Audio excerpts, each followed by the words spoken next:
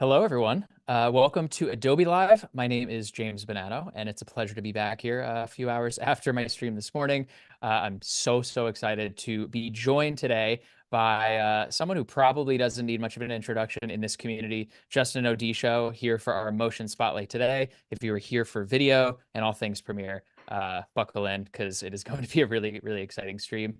Justin, for those that do not know who you are, maybe just give us a quick little introduction and let us know sort of what we're going to be talking about today, and just a brief introduction into the brainchild behind Justin Odisho. Sure. Hey, nice to talk to you today, James, and welcome everyone joining in. My name's Justin Odisho. If you're not familiar with me, I started off sort of as a video editor hobbyist myself, and around 2011, I started sharing my own education. Like I started sharing educational stuff for fun around Adobe softwares like Photoshop and After Effects, and then Premiere. And so for the past, that's I always want to say 10 years, but now it's like more than 10 years. I know, isn't that Uh, crazy? the round number, yeah.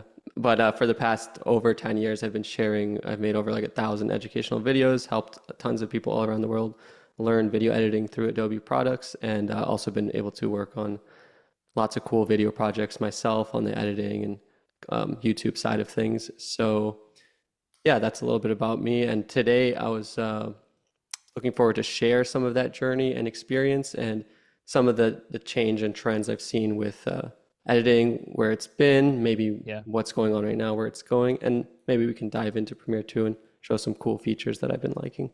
Awesome. Right on. Yeah, what I love about this sort of format, for those that are new, welcome Keys, welcome Tamir, Dara, Ray. We got the whole gang here for our Motion Spotlight Tuesday. But what I love about this format is it really is just a conversation between us and a really great insight for those in the community to get an inside look at someone like yourself that's doing this professionally and your process and, like you said, trends and things that are going on. So grab a cup of coffee, whatever it is. If it's lunchtime, grab your lunch and kind of just sit back and enjoy us just chatting it up, talking shop. It's one of my favorite things to do, especially with a creator like yourself, Justin. And again, for those that are new to this format, just a little bit of housekeeping. Join the chat if you're not in the chat already, and please ask as many questions as you want for either myself, but this is Justin's stream, so ask Justin anything. He's the pro when it comes to Premiere Pro video editing. And any other questions that you might have, if you want to be a part of this community, make sure to subscribe to Adobe Live over on YouTube and just join the community. There's a lot of amazing creators on here that are sharing their tips and wisdom with you all. So with that being said, man, I mean, I kind of brought this up before we got on the stream, but it's cool to be on here with you because as fellow creators and video editors, I think we always learn from each other. So I'm stoked to talk to you because, like I said, I think I've watched one of your YouTube videos probably 20 times to remember the process of like the Zoom transition and a lot of the other ones you did. So I guess just for me, like to start, what kind of got you started in wanting to put that out there on YouTube and really, were you working full time somewhere before and then you decided, okay, YouTube is going to be the thing I'm going to do full time, or how'd that whole thing work out? Yeah, that's actually a really good question. Yeah, I've been on Adobe Live a few times. Like it's usually always sharing like in-depth tips really in the program, Yep. but a lot of people might not know how this all even started. So, and also a funny side note, I've went and watched my own videos because I've forgotten how to do something, but I made a video about it. That's But awesome. yeah, so I mean, I'm not that old, but right now I just turned around 32. But Okay. I've been doing this for so long that I actually started. Um, what happened was my older brother, had like After Effects and Photoshop on his computer, and whatever for fun, like he was making some like animated graphics for fun in After Effects, little like logo intros. So whatever my brother did, I was like, okay, I want to try that too. Yeah. And so I started playing around with After Effects actually first, and Photoshop. And I remember one of the first things I made, maybe I must have been like 15 or something, was was like this swirly light that like reveals your name or something like that. Okay. And it was fun. It was cool. And back in those days, people were really on forums. I know probably some kids today don't even like really know what forums are, but we didn't have like unified like Instagram. I don't know, when did Instagram even come out? Like I feel like it was, I remember it 2010 and or like something? I remember it like actually starting to use it for what it's used for now. Because I feel like when Instagram first came out, it was just like what our parents are doing now on Facebook. It was like, hey, Yeah, share photos with like a really of a bad filter. sandwich. Yeah, like here's what I ate for lunch. But I kind of remember like 2014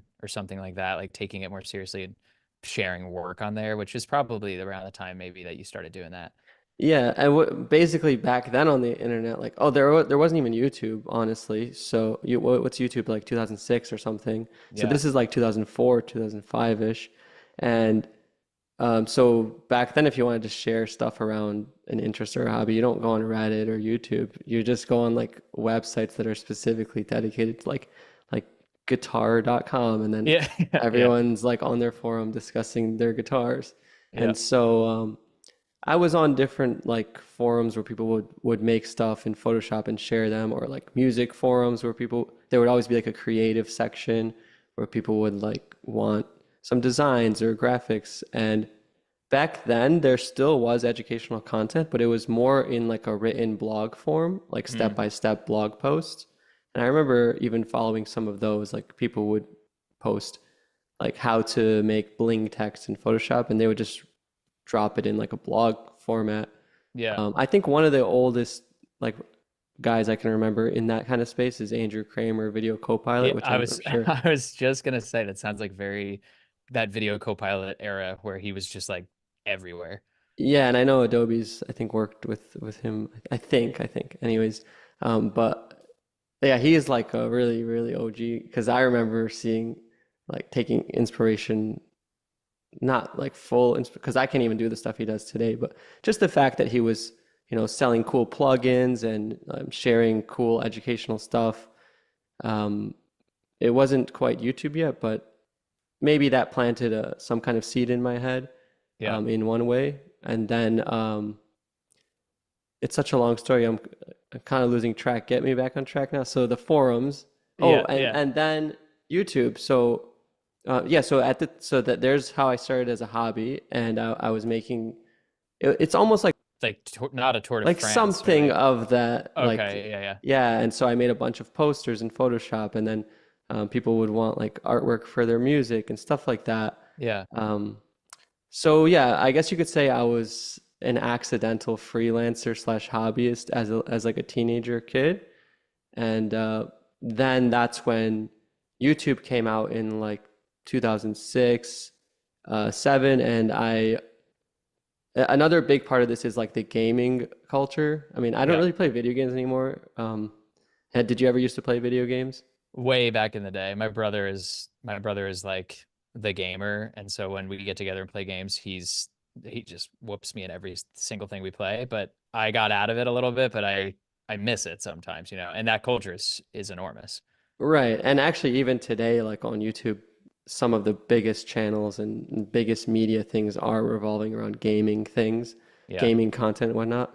And that's something I want to talk about too in this stream is just how many different types of people I've come across that all use like Adobe Premiere and different, like whether it's for gaming content or lifestyle content or commercial, personal, whatever. It just blows my mind. But Yeah, yeah, so so one quick question on sort of that topic too, and I want to get to like the journey of where you kind of started, but it seems like that's like such a good point because Premiere is used as a tool as it should be, you know, for supplementing whatever the hobby or the passion is. And now with video being like at the forefront of pretty much everything we do, whether it's through marketing or just to share, like for you, was the passion and the hobby like did it start as filmmaking or did it start as like gaming or did it start as what like got you into using Premiere first before you kind of decided to take that jump? right. So that's a really good question because I think one sort of misnomer I get a lot is being called a filmmaker, and I wouldn't necessarily call myself a filmmaker. because I started a lot more in the computer, in the software side of things, and only learning how to use a camera and audio and lighting and all that after. And I still Gotcha. wouldn't say I'm an expert at audio, lighting, and all that stuff. So I think one distinction a lot of people um, could could learn is there's just so many different little niche tools and skills that you can make your thing, whether you're just the audio guy or the editor or all of that stuff, but or just camera or lighting. But I Yeah. mean, these days you have to do everything. But Yeah. Yeah. yeah, so I was a lot more just on the computer software, not really camera, but like editing on the editing side of things, which I feel like is sometimes a little bit underappreciated because people always think Yeah. video filmmaker. Yeah. It is always Um, it's always underappreciated. So I will I will throw that out there. It's like, oh yeah, just shoot this thing and then it's fine. It's like, no, no, no. It becomes everything that you want it to become when you get into here and you start to actually tell that story or put that tutorial together. Yeah. And even stuff that like you don't really notice, but someone had to do it. Like this Right. live stream right now, these boxes we're in and the Yeah. setup, that's not necessarily filmmaking, but is it? I don't know. It's not Yeah. really, but Well, it's something. well, I feel like the term filmmaker, I don't know, I struggle with this as well. And I don't know if you agree, like the term filmmaker has become more of like this blanket statement. Like everyone can be like, oh, I'm a filmmaker because I'm filming videos on my phone. But the traditional term of like what a filmmaker is was actually a director or a cinematographer, like rolling film, shooting on film, directing full on, feature length productions. And there's always that distinction of like, well, what do you identify as in this creative field? And I think the beautiful thing in the era that we're in now is that there's so many avenues, like you were talking about, to go down. So you can consider yourself a filmmaker or a content creator or a video editor, but you're using the same tools to express yourself in whatever way you choose. And I think there's like a lot of gray area, but ultimately we have the technology now to create whatever we want. And it's just cool that it's created a larger world for people to experiment with that. Yeah, and that's a larger point, even skipping how that I want to make is just that video has become such a important part of our everyday life, whether you're a professional or you're just whether you're our parents or whether you're like your little nephew or something Yeah. who's like just using their phone. It's like video is the way that so many people communicate every day. And so the skill of communicating through video, I just think is always going to be useful, whether you're maybe using Adobe Express or something, or whether you're fully getting in there in the more pro tools like Premiere Pro. Being able to leverage video and video skills is just going to make you a better communicator and just going to be useful, you know, in every capacity, I think. Dude, boom, boom. Oh Yeah. man, they need, yeah, if the Adobe employees are watching right now, they should take that as yeah, that's the best way to describe it because these apps can feel daunting sometimes, but ultimately, if you have something to say and you want to communicate, this sort of environment and tutorials online are the greatest way to learn that. So you get over that hump of the fear factor and just get in and start using it to tell that story or to express yourself in that way. Yeah. Yeah. And if there's anyone in the chat too that like has eh, call out any interesting comments to me if they have any questions or anything, if we skipped over anything or experience. But I guess like fast forwarding a bit, I was doing all that stuff online, I was in those communities, kind of like it seemed like just recreation, but it turns out that these were all like burgeoning industries and potential things happening. And I was making like gaming edits for these like semi-pro slash pro gamers Okay. for like some of those old Xbox games. And I was editing all their clip videos and trailers, and it was actually Sick. it was actually quite like a big thing. Um, not necessarily me, but like hundreds of thousands, if not like a million people would watch some of these videos. They were pretty popular, and I mean even today, I guess like pro gamers are semi-famous online or something. Oh yeah. But back then, before YouTube, this is gonna blow your mind. When they would drop a new video, someone would post a download link onto the forum, And if you wanted to watch it, everyone would individually download the video onto their computer and watch it. Oh my goodness. Yeah. So, I mean, just thinking about that is insane now. But Because that was like pre-Twitch, pre-live streaming, like gaming. I think so. I don't know exactly when Twitch came out. But yeah, so like then YouTube came out, right, in 2006 or 7, and I had already enjoyed making videos. I had gotten pretty good at editing, using Photoshop, After Effects, all these things. And I just enjoyed editing. And mind you, none of this was anything that I thought was going to be a career, or I wasn't already thinking in that way, like I'm going to do YouTube full time, which I think is another big topic people like try to go into these days with that Right, mindset. right. It's just all sort of happened. But I I had all these things. I liked making videos, but when YouTube came out, I remember I started making videos for fun, like on just random things, but they would always have copyright content on them, and YouTube would sort of strike me or ban my Mhm. channel. And I was like, well, I like making videos, but I can't. What can I make videos about that's safe, that I can Right.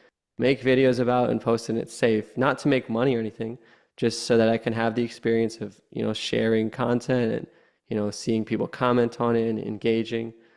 And so I thought, I remember seeing, actually, he's actually, I think, an Adobe employee now, but Howard Pinsky. Yeah, Uh, yep. yeah, he used to make Photoshop tutorials a long time ago, under his YouTube channel.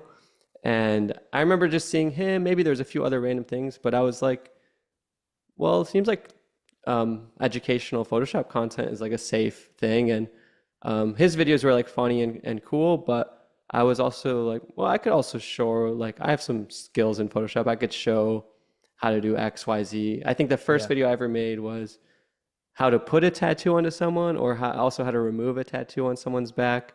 And it didn't have any talking, it didn't have anything on it. It was just a screen recording of me doing it in Photoshop. And like I sped it up and that's it. And I thought it would be like a cool video for people to watch. And I posted it on some forums.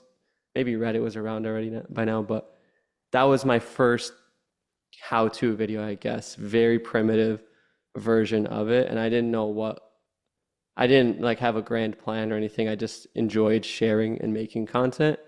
And I put that up, and stop me if I'm rambling, but this then after that I just kept making videos. I just enjoyed Yeah. it.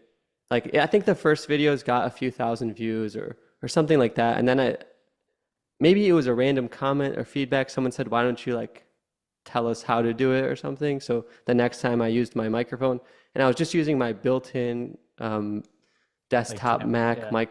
Yeah, my I wasn't even using my face camera. I was just using my built-in desktop camera mic. The audio was terrible. My vocal like speech was terrible. I wasn't comfortable speaking, but I just made another one and another one Yeah. and another one, and then it just was like a fun little hobby. I wasn't even using my real name. I was just making these Photoshop tutorials, and it was just really fun for me to see people watch them and get feedback and come up with a creative project and see people watch them and feedback loop. There was also like never any money involved, in those first few years. I Well, don't I even think know why I was doing it. Well, I think what's so cool about like I just want to kind of break that apart a little bit because what's so cool about your story is that you were really there from like the beginning of YouTube taking off. And I I often think about this on my own YouTube channel and other creators that I talk to. And just like good advice in general is to not be comparing. Like you clearly did it because you were enjoying just making these videos. Like you just said, it wasn't really for the money at the time. Like obviously the monetization structure of YouTube and Google now has changed, and it allows creators like yourself and other people out there to do that as a profession.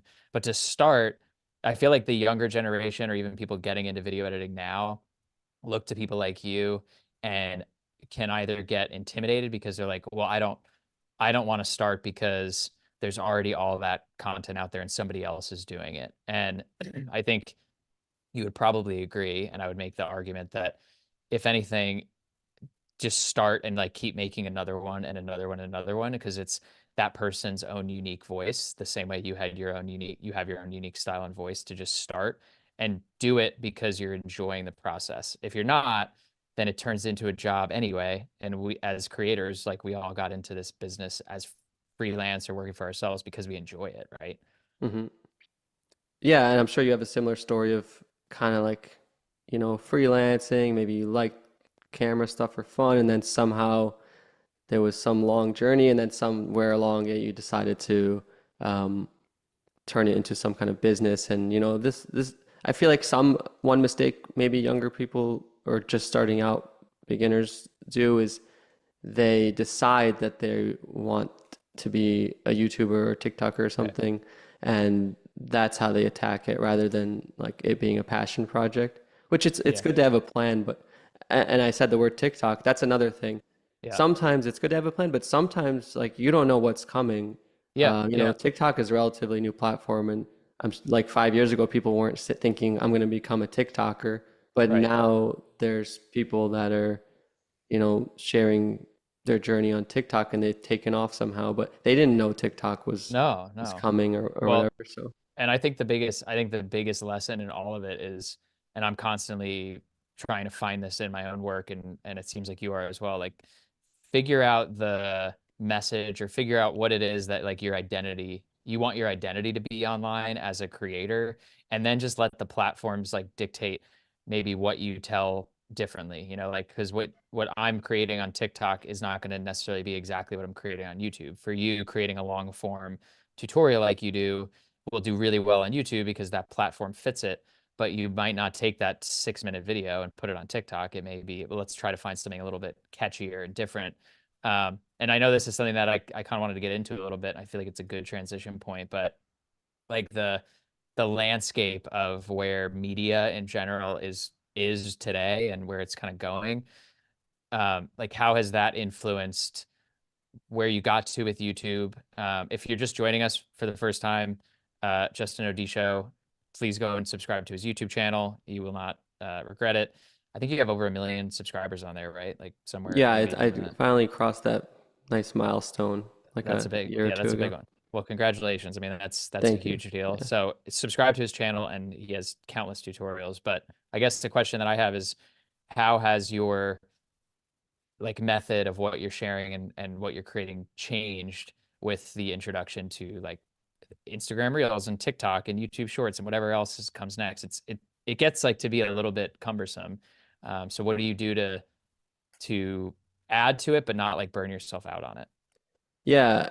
Yeah, that's one thing where I guess if you are gonna try to do this for a living or a job rather than a hobby, sometimes you do have to maybe do things that are work. For example, I had almost 1,000 videos or something on my channel.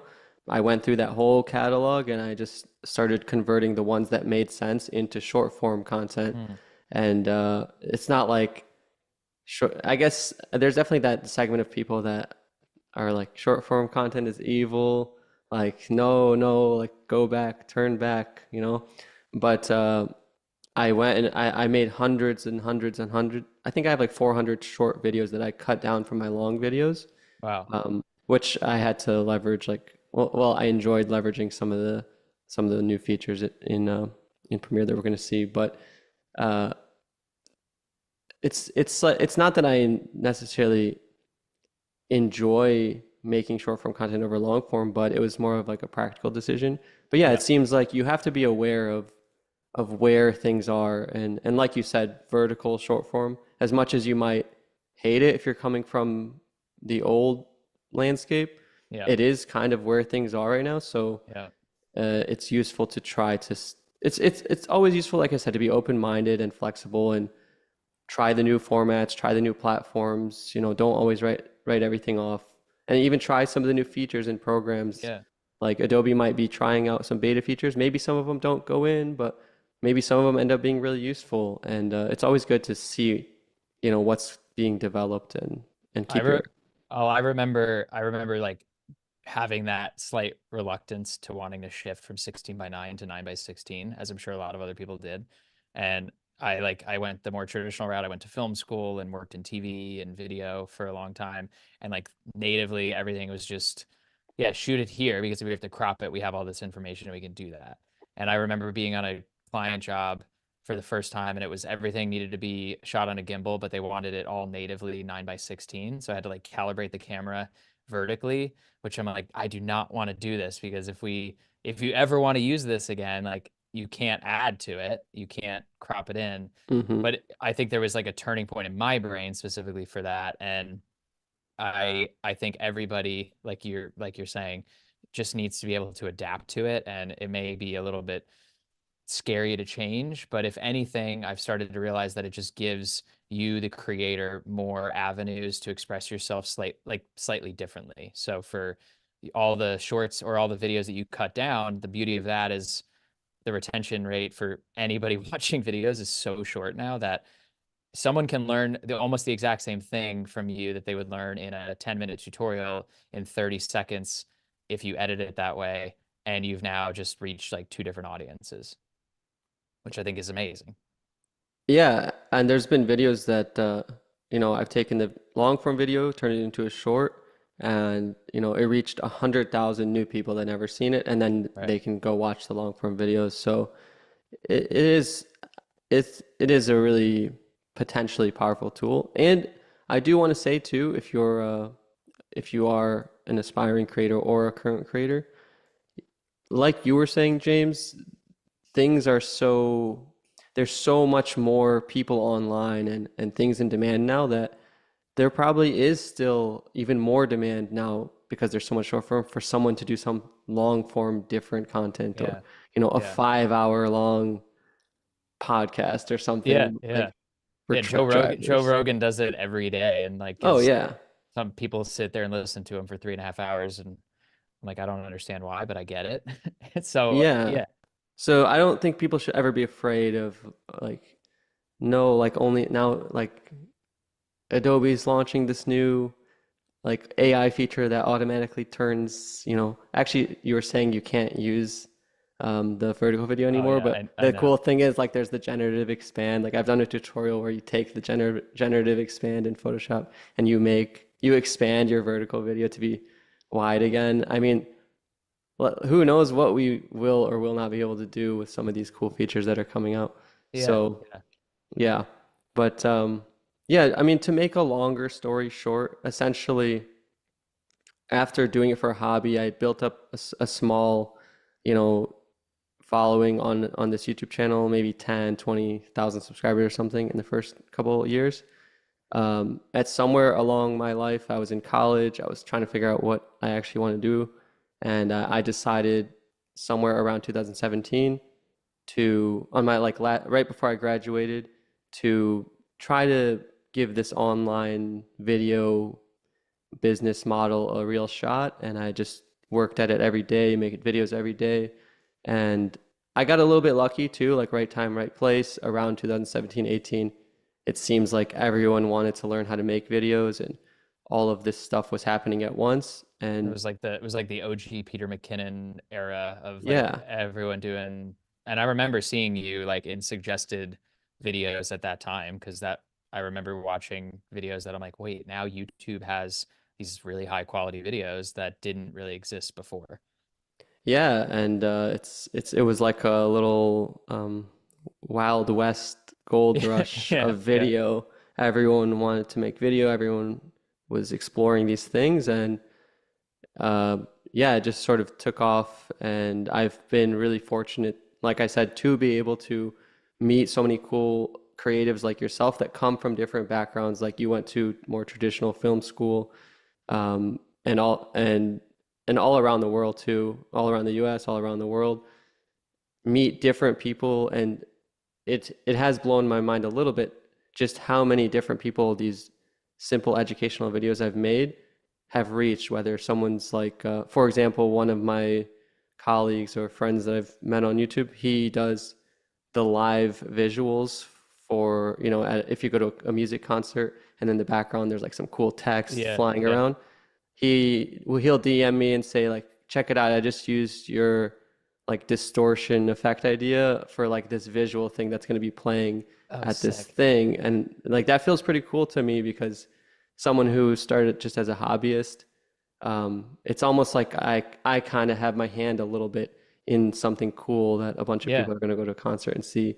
And then I've had, you know, um, more like a there's this one pants brand. You remember when everyone was wearing those stretchy pants, like Oh yeah. the jogger pants? There was Yeah. one really famous jogger pant brand I remember that I saw one time, like purchased my preset pack on my website, and I was Oh, like, that's oh, that's sick. pretty cool. Like they sell that brand at the mall, and whoever's oh, and here's like a really big wraparound one.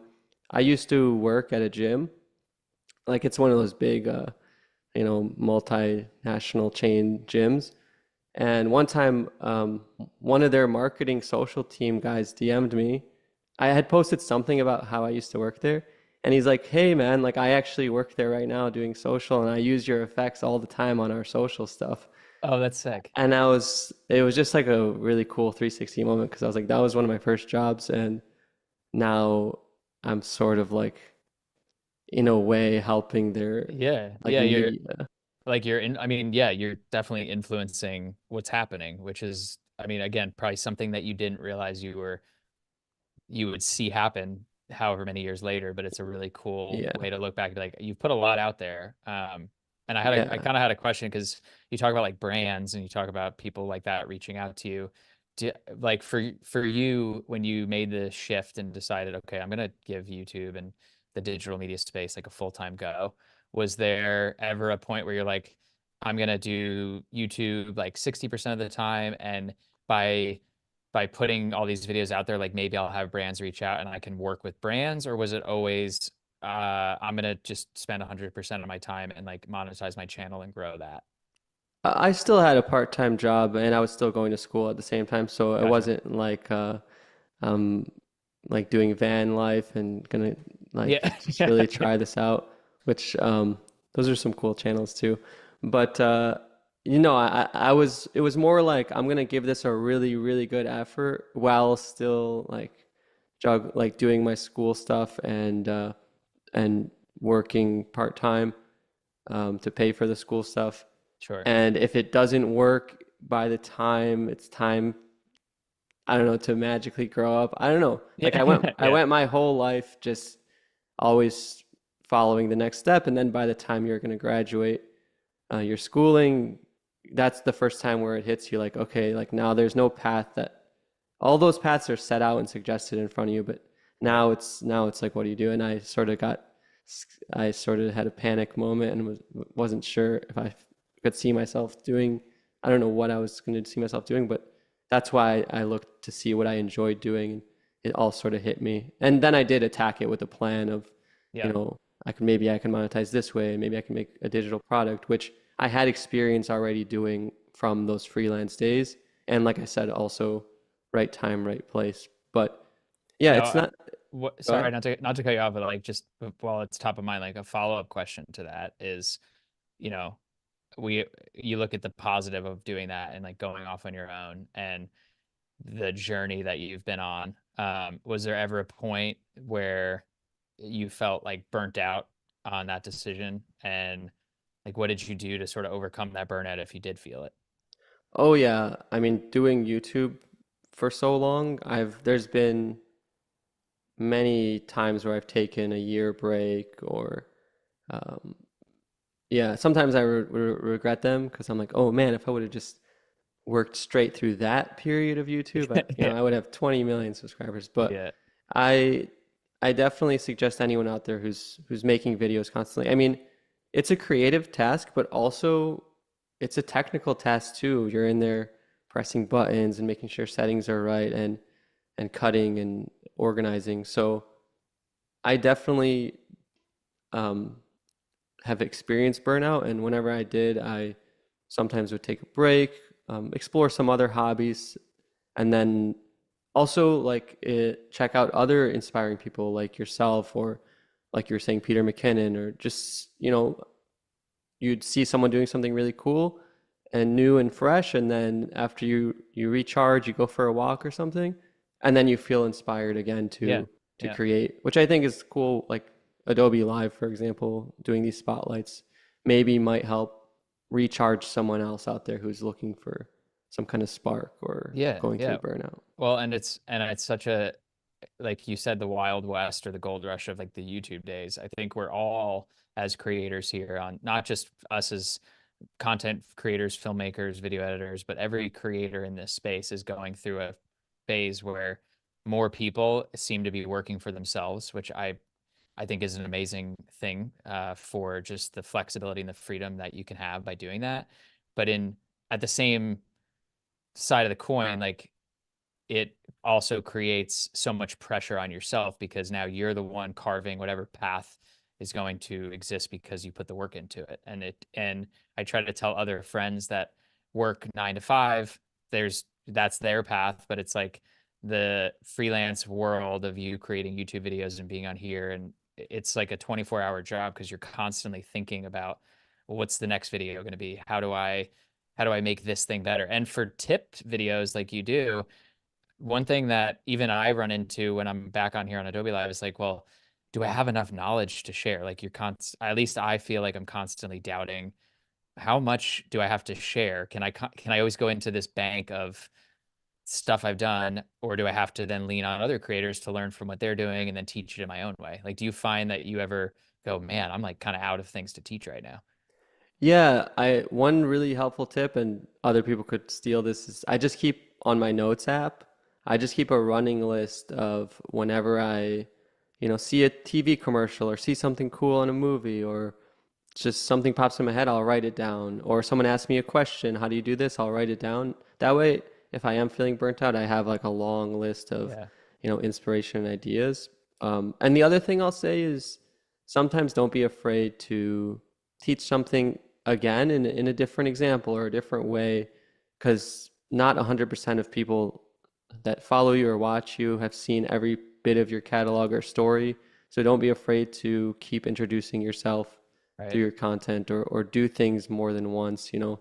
We like to think that I already made that video, but just imagine in your own viewing habits, you don't see every single one of every person you subscribe to's videos. You don't mind Right. maybe if they do something in a different spin or angle. Um, Yeah, that's such a huge point too, because it can feel like, oh, I did that already, or it's stale, or how am I going to reinvent the wheel? But really, it's your voice just slightly done differently. And you're right. Like, let's say you had 20,000 people watching one video, like not every other person's going to watch the other video, so you're going to be hitting different Yeah, audiences. just like with the shorts, I mean, I'm Yeah. taking one video, like the Zoom transition one. You'd think like that's one of my most popular videos.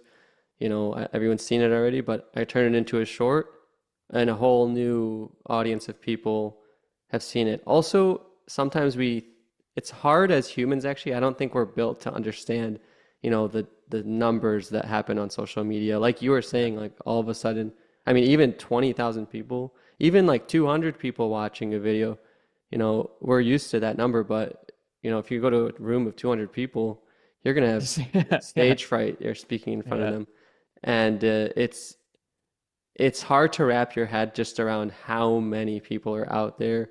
And like even like for just a simple example, maybe there's some kid who was, I mean, I've made those videos 5, 6, 7 years ago. Maybe some kid was 6 years old at the time, Yeah. and now he's like 13 and he wants to edit. And he'd never seen my Zoom video. He was 5 years old when that Yeah. came out, you That's know? Dude, that's so true. I've never really thought about it.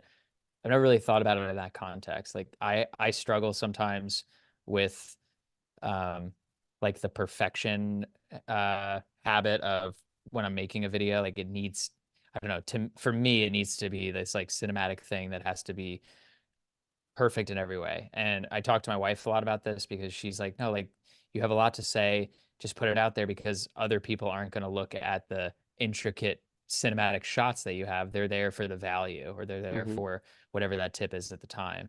And I found that when I do that, those videos on our YouTube channel tend to do the best. And at first I'm mad because I'm like, wait, I put all this work into this other video that's, to me, better, but ultimately, like, it's the ones that maybe you don't spend as much time on and are from your phone or something like that, that tend Hmm. to just attract more of an audience, which is kind of interesting.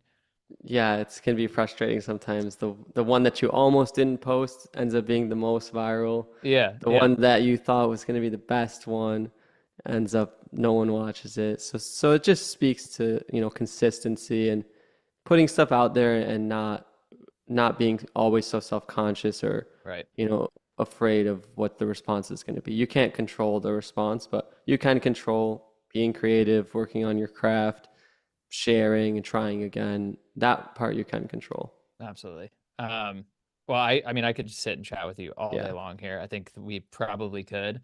But I wanted to give you a little bit of time if you wanted to hop into Premiere. We have like just a little over 10 minutes, maybe 13 minutes left. Yeah, Um, if you want to kind of show a little bit of maybe some of these features that you've been working on that you want to highlight and kind of hear from the master himself. sure. Yeah. And yeah, I mean, honestly, hearing the myself being called a master, I can't even accept it, but like one of the best ways to learn is from me having to teach so much. They say, you should have someone you learn from, someone that you teach who's maybe starting earlier than you and work on it yourself. But yeah, anyone out there looking to create, I mean, it's all just about, like there's no degree for No, creativity. So no, I anyways, love that. yeah, so one of the actually really cool features that I've liked, so AI, I guess AI is on the top of the list now of all these Sure. cool new features that are coming out. And recently I was working on a video for I was making a video showing some cool things in Frame.io, which is another Adobe platform. And like I said earlier, how I'm not an expert in lighting and cameras and all this stuff.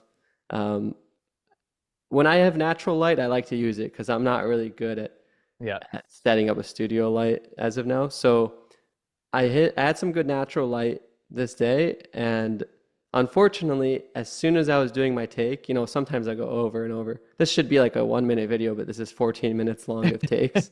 Classic. And if you notice, as the video goes on, like it gets overcast, this cloud comes in, and Mm. it changes completely the lighting situation. And I was really frustrated because I don't know about you, but when I have to get on camera, I gotta, shave my neck, make sure Oh yeah. Oh I yeah. look all right, make sure the audio's good, make sure everything's set up. Like I can't do another take after I get done, or else it'll look different. I'm the same exact way. I'm like, I try to be like, okay, today's filming day. Blinds are getting closed. Like, Yeah.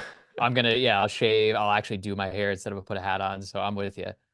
So yeah, so what I did was um, I thought at first I was a little bit distraught because I thought, oh no, now I ruined my video. I have to record it all over again.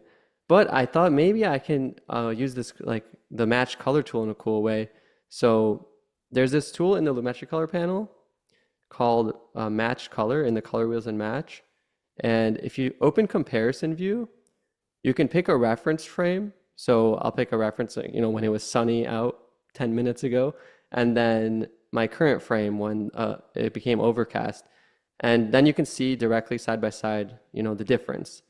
And, I just thought maybe this wouldn't look that professional for, you know, the video if it changes lighting so much. So when I pressed apply, or when you press apply match, it will try to automatically, I believe using AI, uh, just automatically match the reference frame to the current frame.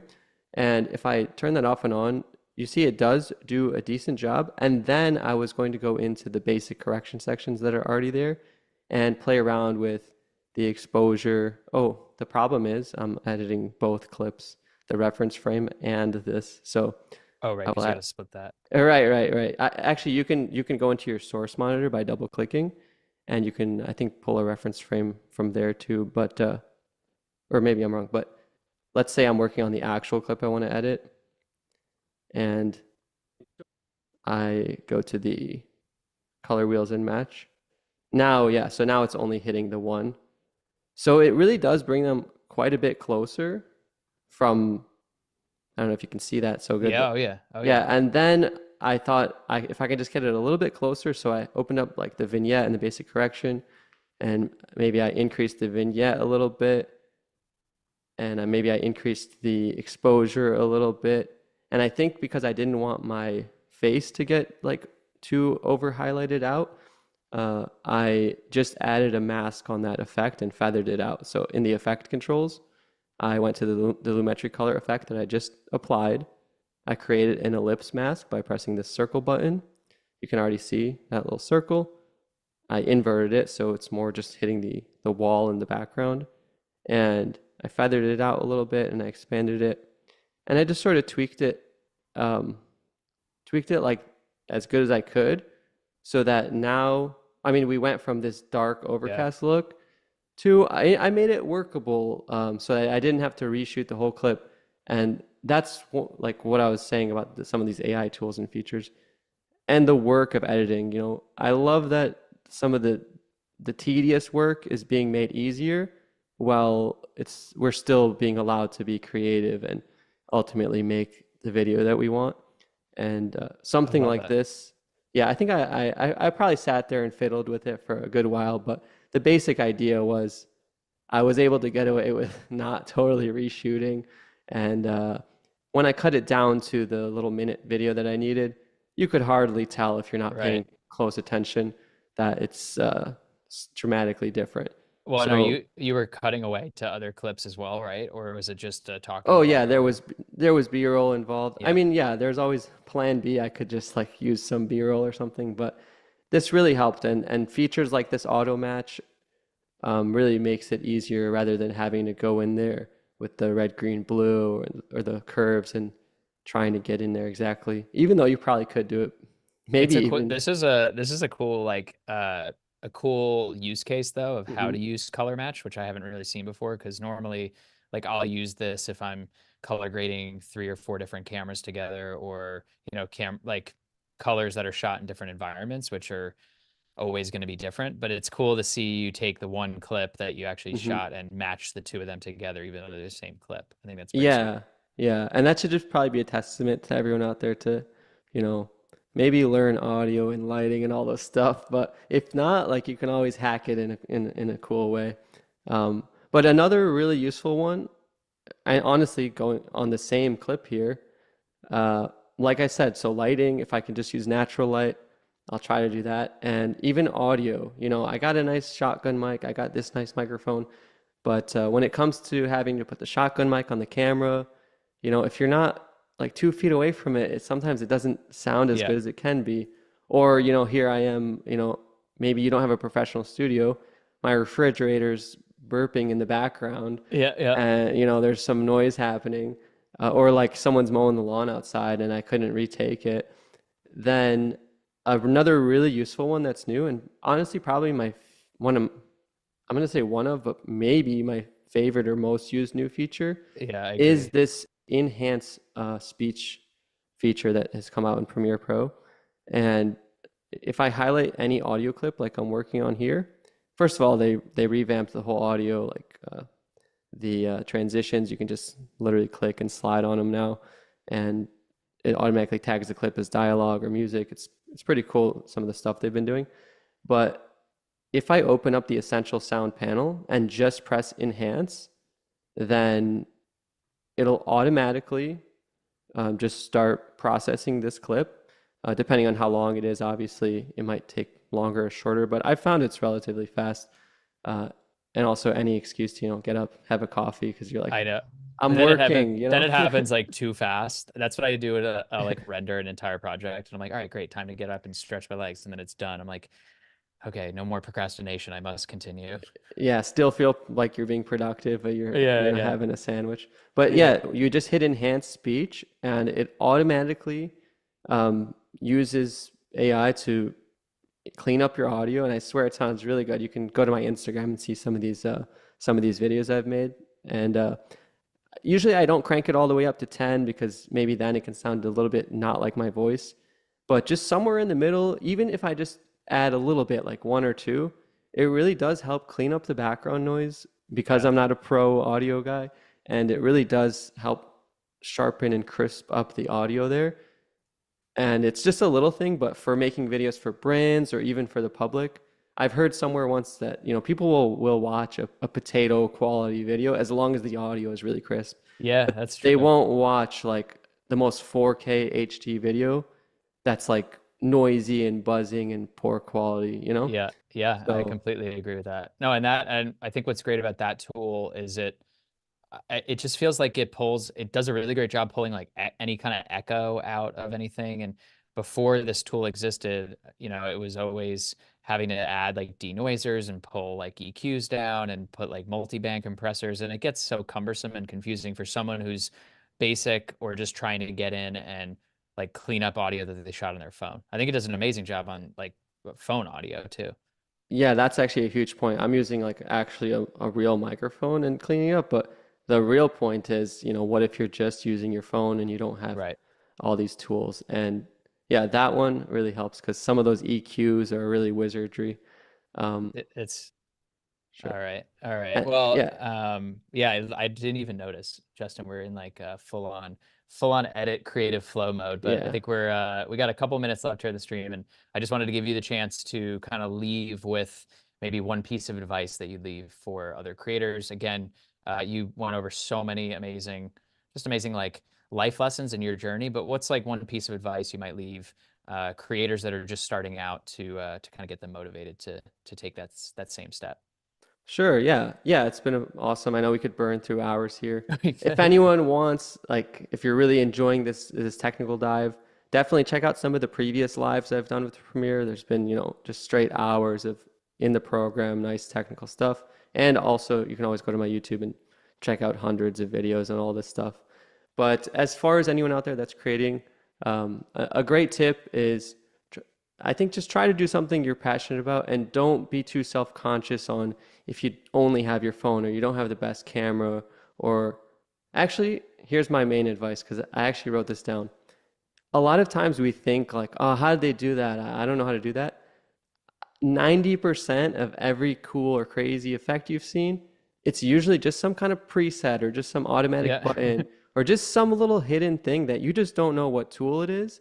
But if you just find the tool or look up a video, it's not that you can't do it too. It's just that you don't know like where that button is. That's Yeah. probably one of the biggest unlocks that you can have. You just Yeah. don't know what app they used or the button, but it's not that they have some magic knowledge. No, no, I love that. Yeah. And as Justin said, to kind of reiterate that, like, this isn't magic, this isn't rocket science, but just get started. If you have a passion like we talked about today, which clearly, Justin, you have, just start hopping into Premiere, take your phone, go shoot something. Or if you're not really a filmmaker, so to speak, just create whatever you feel is necessary to your brand or your story.